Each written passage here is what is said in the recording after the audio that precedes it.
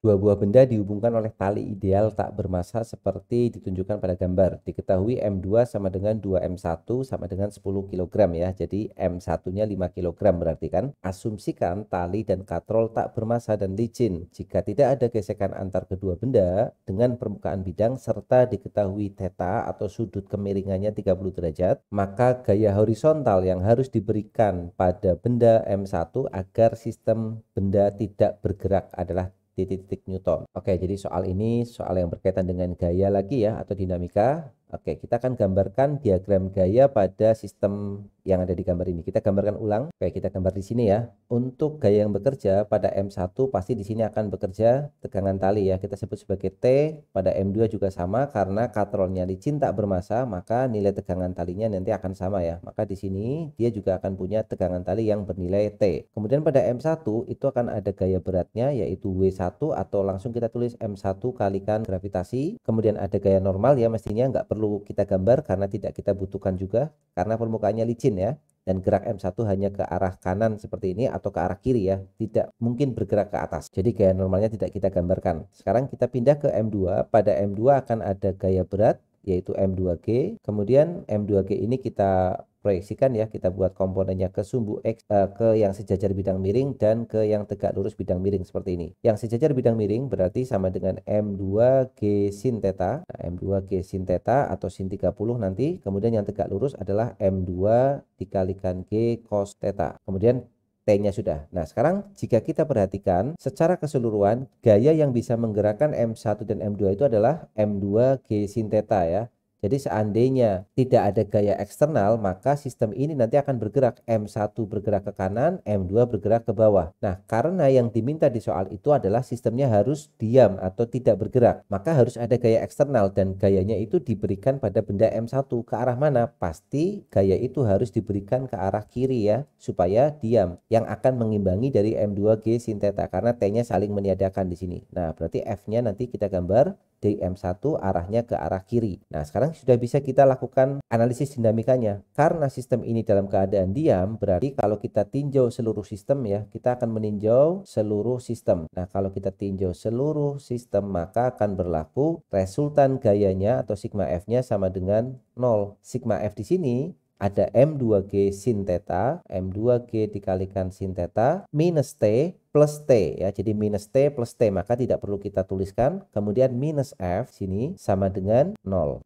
Maka sudah kita dapatkan nilai F-nya dengan mudah, yaitu F itu sama dengan M2G sin theta ya. Jadi M2G sin theta-nya akan sama dengan F. M2G-nya atau M2-nya tadi adalah 10 dikalikan G-nya 9,8 dikalikan sin theta-nya adalah sin 30, nanti setengah ya nilainya sama dengan F. Atau kita dapatkan 98 dikalikan setengah atau 5 dikalikan 9,8. Kita dapat hasilnya adalah 4,9 ya. 98 49 maaf 98 dikalikan sin 30 sama dengan setengah, berarti F-nya sama dengan 49 Newton. Atau kita tuliskan di sini 49,0 karena harus satu desimal. Seperti itu. Kita lanjutkan soal berikutnya. Tinjaulah sebuah balok bermassa 40 kg yang sedang diam. Balok tersebut kemudian didorong oleh gaya sebesar 150 Newton tetapi balok tetap diam. Jika diketahui lantai kasar dengan koefisien gesek statis 0,8, maka besarnya gaya gesek pada sistem saat didorong tersebut sama dengan titik-titik Newton. Oke, kita gambarkan seperti ini ya. Jadi ini adalah baloknya, masanya 40 kg, kemudian balok ini didorong dengan gaya 150 Newton. Nah, kita sebut gaya dorongnya di sini misalkan F besar ya. F besarnya adalah 150 Newton. Kemudian lantainya kasar dan pada saat didorong ini baloknya itu masih diam atau baloknya tetap diam. Artinya akan ada gaya gesek statis ke arah yang berlawanan dengan orientasi geraknya. Maka di sini ada F gesek statis. Nah, sekarang karena bendanya diam, maka berlaku hukum 1 Newton. Jadi alasannya adalah ini dulu ya, benda diam. Kalau benda diam maka berlaku hukum 1 Newton, yaitu sigma F-nya sama dengan 0. Kalau sigma F-nya sama dengan 0 artinya F dikurangi dengan gaya gesek statisnya itu sama dengan 0. Atau F-nya sama dengan gaya gesek statis. F-nya sama dengan 150, maka kita dapatkan nilai gaya gesek statisnya yang menjadi pertanyaan di soal ini. Besarnya gaya gesek statis atau besarnya gaya gesek pada sistem. Karena sistem diam, gaya gesek yang bekerja adalah gaya gesek statis yang bernilai sama dengan gayanya yaitu 150 Newton. Maka kita jawab di sini, jawabannya adalah 150,0 Newton. Seperti itu. Kita lanjutkan soal berikutnya. Sebuah kereta belanja masanya 10 kg didorong di atas bidang miring dengan sudut kemiringan 30 derajat ya, atau tetanya 30 derajat dengan gaya konstan 80 Newton sejajar bidang miring. Jika koefisien gesek bidang miring adalah 0,2, maka gaya normal permukaan lantai terhadap kereta belanja adalah titik-titik Newton. Oke, kita akan menggambarkan dulu untuk diagram gaya pada kasus ini ya. Oke, kita gambar seperti ini. Di sini ada gaya dorongnya atau gaya F ya. Kemudian kita gambar gaya-gaya yang bekerja. Yang pertama, kita akan punya gaya berat dulu pasti. Ada gaya berat yaitu M dikalikan G. Kemudian gaya beratnya kita proyeksikan ke arah sumbu, ke arah yang tegak lurus bidang miring dan ke arah yang sejajar bidang miring ya. Jadi kita punya MG, kemudian kita proyeksikan seperti ini.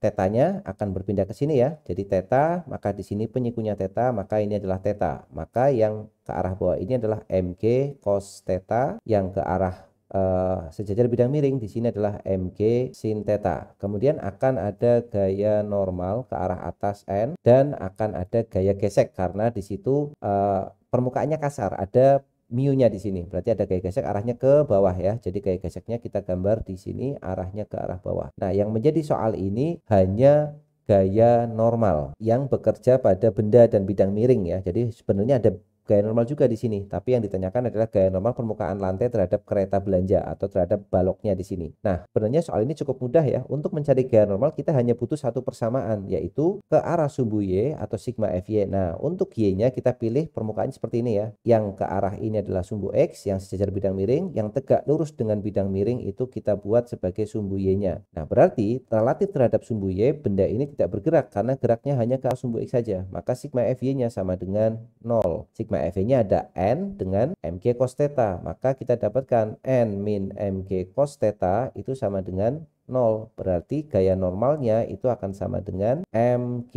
cos theta. Tinggal masukkan angka-angkanya ya. Masanya di situ adalah 10, dikalikan gravitasinya adalah 9,8, dikalikan cos theta. Tetanya adalah 30 derajat. Cos 30 itu adalah setengah akar 3. Nah, maka nilai gaya normalnya akan sama dengan, kita tinggal hitung pakai kalkulator. Kita akan dapatkan hasilnya adalah 84,87 atau kalau kita bulatkan 84,9 Newton ya. Maka gaya normalnya adalah 84,9 Newton. Seperti itu. Kita lanjutkan soal berikutnya. Gerbong kereta bermassa 20 ton sedang bergerak dengan kecepatan 27 meter per sekon. Besar gaya pengereman yang dibutuhkan untuk menghentikan gerbong tersebut dalam jarak 50 meter adalah titik-titik Newton. Oke, jadi ini soal yang berkaitan dengan gaya dan kinematika ya. Yang pertama, kita lihat dulu bendanya ini atau keretanya ini adalah kereta yang sedang bergerak diperlambat karena mula-mula dia punya kecepatan 27 sampai dia berhenti karena diminta untuk menghentikan. Nah, maka kita bisa gunakan kasus ini adalah kasus GLBB yang diperlambat. Data yang diketahui di soal adalah gaya, massa, kemudian jarak dan kecepatan awal. Tidak ada waktu ya. Maka untuk GLBB diperlambat kita akan gunakan persamaan yang tidak ada variabel waktunya, yaitu persamaan seperti ini kan. VT kuadrat sama dengan V0 kuadrat diperlambat jadi min 2 dikalikan A dikalikan S. VT-nya adalah 0, V0-nya adalah 27 dikurang 2 dikalikan percepatannya kita belum tahu. Jaraknya di sini 50 meter. Berarti kita sudah bisa menghitung nilai A-nya dari sini ya. Kalau kita hitung berarti ini 2 dikali 50 100, 100A. Kita pindah ke sini, 100A sama dengan 27 kuadrat. Atau A-nya sama dengan 27 kuadrat dibagi dengan 100. Atau kalau kita hitung, atau nanti saja ya, kita hitungnya di perhitungan akhir saja. Maka kita tuliskan A-nya seperti ini, supaya tidak terlalu banyak pembulatan. Jadi A-nya adalah 27 kuadrat per 100 meter per sekon kuadrat. Kemudian yang diminta adalah gayanya. A di sini adalah perlambatan. Jadi A yang kita tulis di sini dia merupakan perlambatannya. Nah, perlambatan ini diberikan oleh gaya pengereman. Untuk mengetahui gayanya kita tinggal menggunakan hukum Newton ya. F itu sama dengan M kali A. F-nya di sini adalah F pengeremannya. Masanya adalah 20 ton. Jadi 20 kali 1000 maka 20.000 kilogram ya. Jadi ini 20 ton kita ubah ke dalam kilogram. Kita kalikan 1000 dikalikan A-nya adalah 27 kuadrat dibagi dengan 100.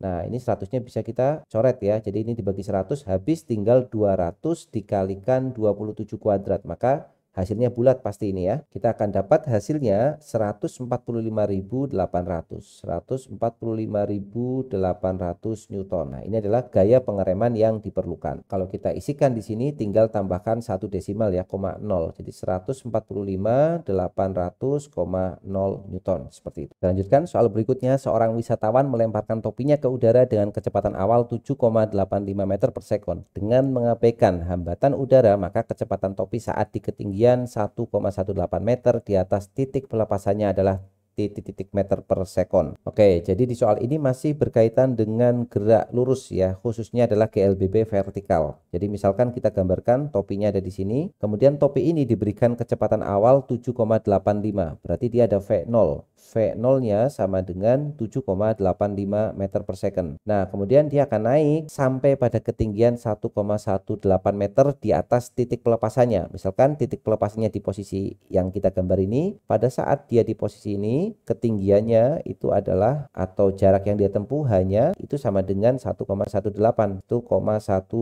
meter. Pertanyaannya adalah kecepatannya, maka kita akan mencari nilai VT di sini ya. Nah, kita akan gunakan persamaan yang sama lagi. Di sini percepatan yang bekerja adalah percepatan gravitasi, arahnya ke bawah ya. Artinya gerakannya juga masih diperlambat. Jadi ini adalah GLBB diperlambat juga, tapi dia vertikal. Artinya percepatan yang bekerja nanti hanya percepatan gravitasi. Kita dapatkan persamaannya VT kuadrat sama dengan V0 kuadrat min 2. Percepatannya adalah gravitasi, jarak yang ditempuh adalah H. Berarti VT kuadrat sama dengan V0 kuadrat. Ini angkanya cukup tidak bagus ya. 7,85 dikuadratkan dikurang 2 dikalikan 10 dikalikan 1,18. Ini masih kuadrat nanti. Maka kalau kita hitung dalam bentuk kuadrat terlebih dahulu. Oke, gravitasinya tidak pakai 10 ya. Gravitasinya pakainya 9,8.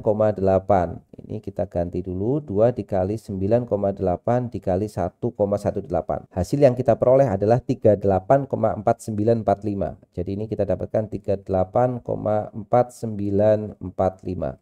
Atau kalau kita akar ya. Jadi nanti dalam perhitungan langsung diakar dari angka ini dan hasil akhir baru kita bulatkan. Kita dapat akarnya adalah 6,20 sekian atau kita bulatkan 1 desimal 6,2 meter per second. Inilah kecepatannya pada saat berada pada ketinggian 1,18 dari titik pelepasan atau titik mula-mula. Seperti itu. Kita lanjut soal berikutnya. Seorang atlet perenang loncat indah Olimpiade dengan massa 75 kg mulai lompat turun dari papan loncat setinggi 10 meter dengan kecepatan awal 1,8 meter per sekon. Kecepatan perenang saat mengenai air adalah titik meter per sekon. Jadi sebenarnya ini soal yang sama dengan soal sebelumnya ya, berkaitan dengan GLBB vertikal lagi. Jadi ada atlet gitu, ini misalkan bagian bawahnya adalah air, kemudian atletnya ada di atas. Di sini misalkan punya ketinggian 10 meter. Jadi dia punya ketinggian, nilai H-nya atau jarak yang akan dia tempuh nanti kita tulis H ya sama dengan 10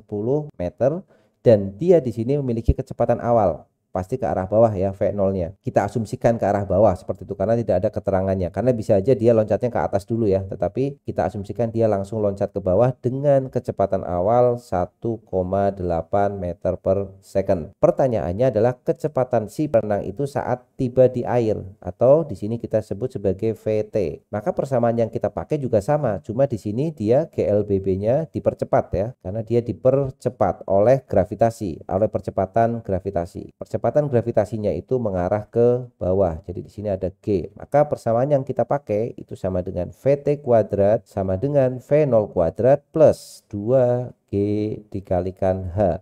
Yang dicari sama-sama VT ya.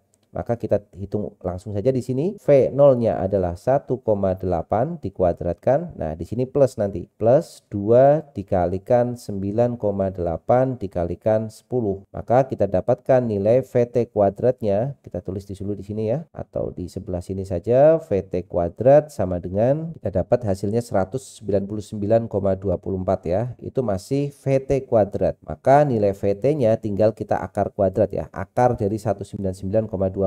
Kita dapat hasilnya 14,115. Kita tulis 1 desimal, kita dapat 14,1 meter per second. Seperti itu.